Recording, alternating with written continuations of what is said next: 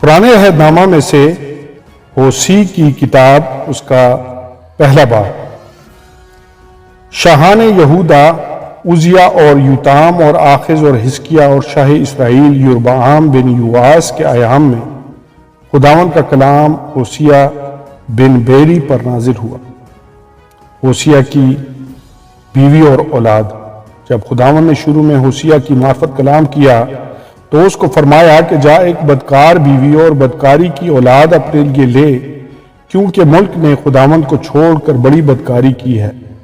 پس اس نے جا کر جمر بنت دبلیائم کو لیا، وہ حاملہ ہوئی اور بیٹا پیدا ہوا، اور خداوند نے اسے کہا کہ اس کا نام یزرعیل رکھ، کیونکہ میں عنقریب ہی یاہو کے گھرانے سے یزرعیل کے خون کا بدلہ لوں گا اور اسرائیل کے گھرانے کی سلطنت کو تمام کروں گا، اور اسی وقت یزرعیل کی وادی میں اسرائیل کی کمان توڑوں گا۔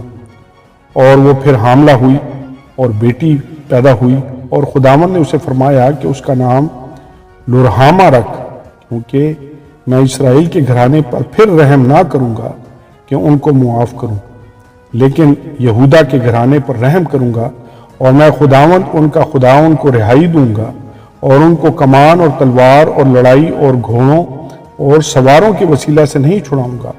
اور لرہامہ کا دودھ چھڑانے کے بعد وہ پھر حاملہ ہوئی اور بیٹا پیدا ہوا، اور اس نے فرمایا کہ اس کا نام لوئیمی رکھ، کیونکہ تم میرے لوگ نہیں ہو اور میں تمہارا نہیں ہوں گا۔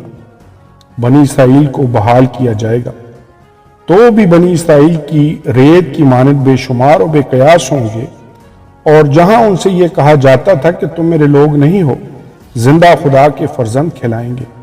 اور بنی یہودا اور بنی اسرائیل باہم فراہم ہوں گے اور اپنے لیے ایک ہی سردار مقرر کریں گے اور اس ملک سے خروج کریں گے، کیونکہ یزرعیل کا دن عظیم ہوگا۔ آمین اور آمین۔